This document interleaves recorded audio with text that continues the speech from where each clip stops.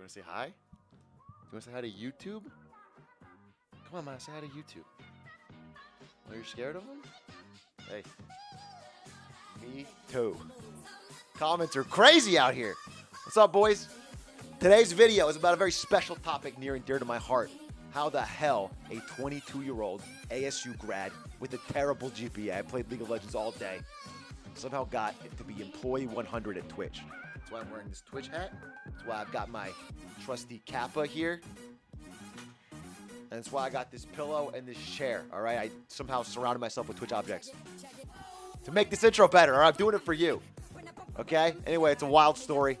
I really never thought I'd end up where I am at now. So if you want to know how the fuck all this happened, I talked about it on stream the other day, and we got a great edit. Let's check it out right now. And if you like this content, if you're more than content with this content, head to the comments and let me know, because we'll do more of it. All right, peace. How did I get hired by Twitch? Well, okay, so I don't want to tell a story every single Q&A, but if it's new people, I'll do a short version. I have fucking loved esports since I first fucking heard about Korean esports in like 2007. And I always knew esports would get big in America. And I always wanted to be part of it. That's why I studied marketing in school. That's why I studied abroad in Korea. My dad, who's a 30-year military veteran, was not having it. He openly told me this gaming shit is not real. You need to get a real fucking job. You can't be sitting in our house fucking playing games. And he told me I had to get a job at Costco in Colorado. And I thought about it and I said, look, there's nothing wrong with Costco, but I love esports. I wanted it so bad. So I said, fuck no, I'm going to California.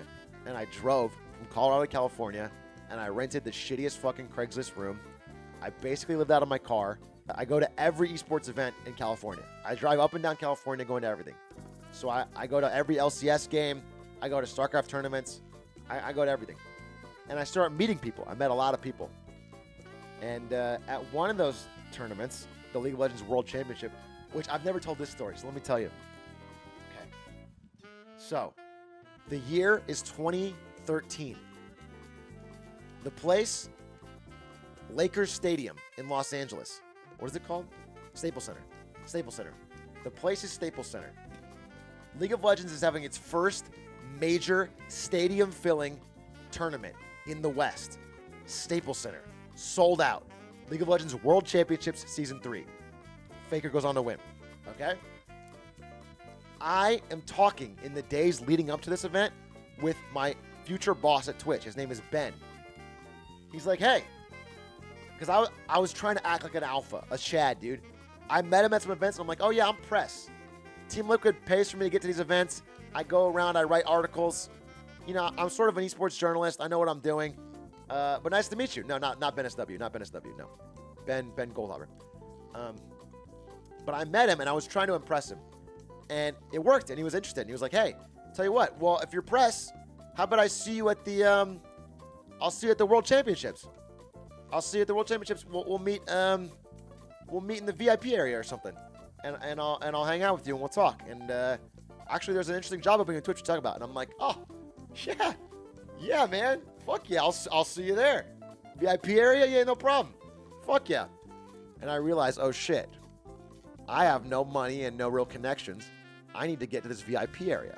So I go to my guys at Team Liquid, and I'm like, hey, I've written a lot of league articles. You guys can get me in. You guys can get me in, right? And they're like, yeah, let's check it out.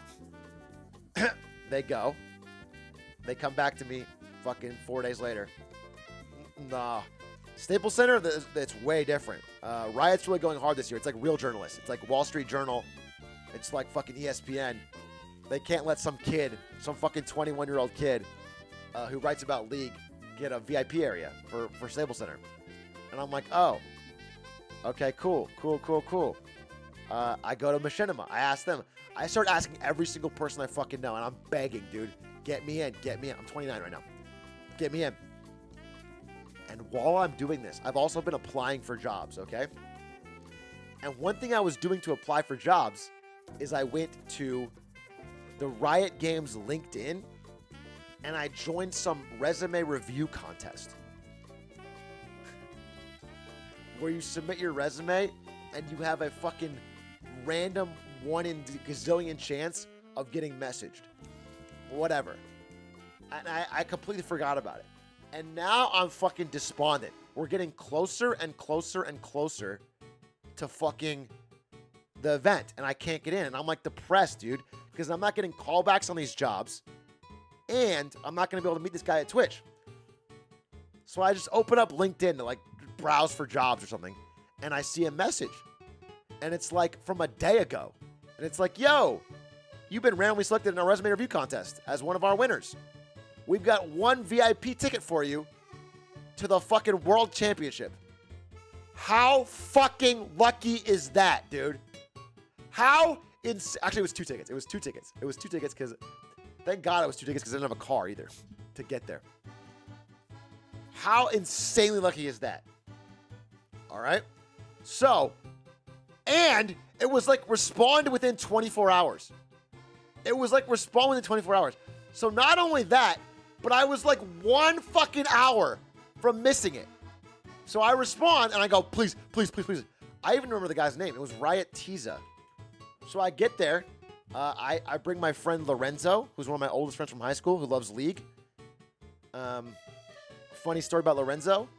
He, at one point, had the most Kog'Maw games of any human being alive. He played Kog'Maw only, all day, every day. By the way, he never, ever made it out of gold. So he drives me. He drives me to the stadium, and he drives me. We meet Ben there, and I'm like, yo, what's up? And then Ben invites me to this after party at a restaurant, and we get in because he's there, and we chit-chat, and we hit it off, and he invites me to interview at Twitch, and then, boom, your boy is in. By the way, I don't end up getting the job for fucking months. It's the fucking slowest process ever. It was the most heart-wrenching, fucking scary process ever. Eventually, I ran out of money. Mid-interview process, I ran out of money in California. I had to move back home to Colorado. And when I moved home to Colorado, I get the call from Hey Guys. If you guys use Hey Guys in chat, that is Celine Akay. She called me at my parents' home in Colorado Springs, and told me that Twitch was going to offer me the job that I've been applying for months to be a content marketing coordinator at a starting salary of $45,000 in downtown San Francisco, which is essentially poverty wages. And not only did I not negotiate, I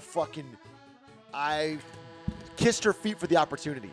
I said, yes, yes. She was like, all right, so we're going to offer you, we're thinking a starting salary of 45. And she almost said it like expecting me to be like, fuck no. And I was like, yes, yes, yeah, take it. Yes, lock it in. Sign it. You can't take it back. You already said it. You said it on the phone. You got to take it back. And then I slammed the phone down and I went, yes! And I ran around the house, dude. I ran outside and around the house. Yeah. Yeah, Brian is in chat and he's a recruiter. The way she said it, and I'm older and wiser now, was like expecting me to be like a counteroffer. To be like, no, I can't afford housing, and then we fucking go back and forth. But I didn't, because I just wanted an in so bad, dude. I wanted an in so bad. And she even told me years later that she remembers that call because of how excited I was. Another story from that, the fact that I even got 45 is crazy, because I remember in the interview, they're not allowed to ask this anymore, but they used to ask, like, what are you making now? They want to know exactly what you're making now, so they don't offer you too much more. They only offer you a little bit more. And I didn't know that, by the way. They asked me what I was making now, and I was making so fucking little that I knew if I told them the truth, they would think less of me. They probably wouldn't even give me the job. I was making so little that, like, they would think I'm not serious. So, because I was cobbling together odd jobs. Like, really, if you added it all up, it was so little. Okay? So I had prepared for this question. I was a smart kid, and I prepared for this question. And I knew if they asked me what I currently make, I was going to say, well, I don't really want to discuss salary, my current salary, but for this job, I'm looking for market rate. That was my line. I practiced that line. I practiced it, okay? So she asked me, the question comes, and she goes, so what are you making now? And, like, my voice cracks, dude. I'm fucking so nervous. And I'm like, yeah, I don't want to talk about what I'm making now, but For this job, I'm looking for market rate. But I get through it. And she pauses. I'm about to cry, dude, because it was like an emotional moment for me. And she pauses for a second. There's like this very long silence. It's just a few seconds, but it felt like a fucking eternity. And she goes, no, seriously. What are you making now? And my facade crumbles. Whatever little fucking wall I had fucking collapses. Oh my God, I'm like tearing up because I remember I was like panicking. I was panicking. So it was like, and I was like, what do I say to that? So I say it again. No, I was like, no, seriously. I mean, I just thought I'd rather have market rate. And she doesn't quit. She goes one more time. She goes, so you're not going to tell me. But like, not in a funny way. Like, oh, you're not going to tell me? Like, this is over. Like, you're not going to get in. And that's when I crack. 2 times is all I could last. So I crack. But I'm also a wily little beaver, dude. I'm a wily little beaver even when I crack. So I crack, and I'm like, I'm going to tell her, but I'm going to lie. Because what I was actually making was like $12,000, maybe, on a good day. If you took what I made in 1 month and you averaged it out, which I probably wouldn't keep making that same amount, if you added up every fucking odd job I did, maybe it added to 12,000. I was making like 12K in LA, okay? So I was like, yeah, I'm making it, and I thought this was a huge exaggeration. I was like, fucking reach for the stars, Atrioc. I was like, well, just don't judge me too much if it's low. I'm making 25. I'm not making 25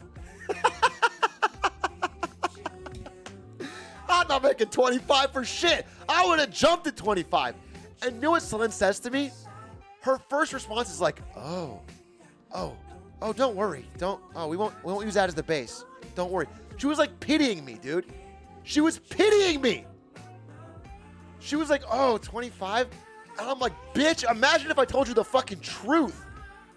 Imagine if I told you what I was actually making. So, anyway. Also, she lied, dude, when she said that wouldn't impact what I got offered. I know for a fact now, you don't offer me 45 unless you know I'm making fucking 25 now, dude. You knew I was making fucking 25 and that 45 I'd jump at, dude. Don't act like you didn't fucking... Anyway. So I lied, but it worked out because I got offered 45, which for me was enough to fucking jump over the moon. 45 was amazing. I accepted immediately. I got the job at Twitch. I started in SF. I realized very quickly that SF rents are fucking insane, and I was barely above what I was making. But also, I have almost no expenses. And... let me be clear, the Twitch office in that first year, and all years really, but in that first year for me, was like I died and went to Valhalla. It was like paradise. The Twitch office had a gigantic wall, bigger than this wall behind me, as big as this wall behind me, of free drinks. Always. So like every drink you think of, Red Bull, Gatorade, kombucha, everything, free. It's all free. You can take whatever you want, and they're always restocked. Dozens of walls of snacks, dude. Any candy you can think of, fucking just tons of free snacks all over. So, you might realize, let's say you're a young 22-year-old in San Francisco, and you live in a shitty apartment that you rent in the fucking heart of the city. You could go live in your moldy-ass small apartment, or you could basically live in this office. That's what I did. I never left the office, dude. I went home to fucking sleep. Outside of that, I lived at the office. I ate free snacks. I ate free drinks. I fucking laid on the beanbags. It was 2014 Silicon Valley, dude. It was the peak. It was the peak of fucking freebies. There was free catered meals, lunch and dinner. Oh my God, dude. I played Melee all night. At one point, and I don't know if I've told this story. I think I have. At one point, I lived at the office. At one point, I lost my keys for a 4-day weekend, and I was like, fuck it, I'm going to live here. And what I did was I showered at the gym, and I hid from the security and slept at night. That's it. That's what I did. I went to the Target near the fucking office. I bought a bunch of fucking gym shirts, which I wore every day. I slept at the office. I bought a cheap toothbrush. I brushed my teeth at the office. And all I did was hide from the security. I remember I was trying, because there was like a little cot you could sleep on in one of these rooms. They called it the nap room, but it was like a terrible place to fucking sleep. And people also fucked in there. So it probably was bad to smell too. But anyway, I had to sleep there. But I wanted to be more comfortable. So it was like 1 a.m. at the Twitch office, and no one's there. It's dead quiet, and I'm just living at the office. I wake up and I'm like, I got a crick in my back. So I walk around the office and I just steal soft things from people's desks. Like, for example, a plushie. Like a big fucking plushie and like a cushion. I just steal all these soft things and I build like a big pile on the bed and I just snooze on there. What's so funny is as I'm taking them, I'm like, I'll remember this. Like, oh, this plushie is on George's desk. This plushie is on Joe's desk. This is Mike Ross's. Don't worry, I remember all this. I woke up the next day. I don't remember any of that shit at all. I have no idea. So I just ran around like putting things somewhere. I just put it all back on random desks. Everyone got someone else's plushie, and then they just worked out. They figured it out. Where did I hide? Oh, they just didn't check the nap room. It was like a closet, basically, with a fucking cot in it. And I would just make sure I was in there. They had a fuck room at Twitch? No, they had a nap room that some people occasionally have fucked in. Yes. People had sex in the office, yes. It's fucking 2014 Silicon Valley, dude. Everyone there was young. Somebody fucked in that office. Did I jerk in the office? Absolutely not, dude. No. No, you guys are... No, I didn't do any of that. No, what I did in the office was play a fucking bunch of video games.